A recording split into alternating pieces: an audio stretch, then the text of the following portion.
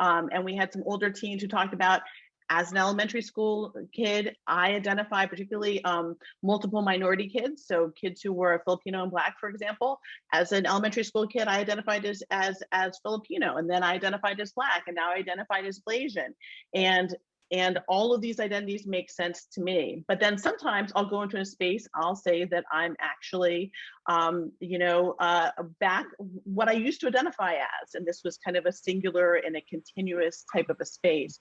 But with monoracial parents, it was a bit harder. And we saw this in particular with some white mothers who in particular did not want their multiracial African-American sons identifying as Black.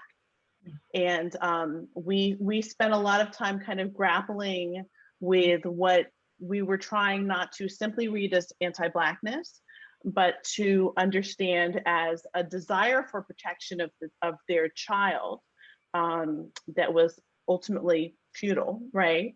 But that ended up feeling a lot like anti-Blackness. Mm-hmm. So that's a generous interpretation. It did really come up, and you asked a question about like what the radical listening is really about, and that was it, which is both that the radical listening, as Ralina mentioned, was that we had a plan for the book, we had an outline. Then we listened, and then the kids blew up our book, right? Like we had to reorganize and reshift.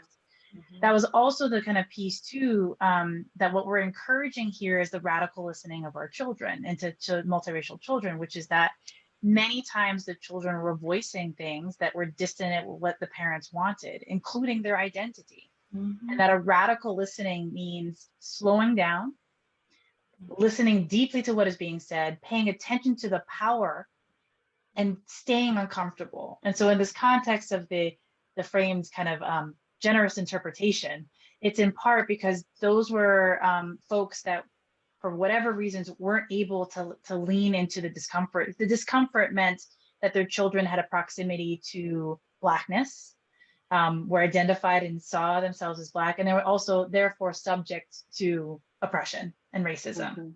And there was a desire, implicitly or explicitly, that their whiteness would protect them. So, that's what we mean. It's like, this is uncomfortable and can be challenging. But if we really need to center the voices of what kids are saying, they're telling us, I felt like I was this in 3rd grade and this in 5th grade, and I'm this now. Okay.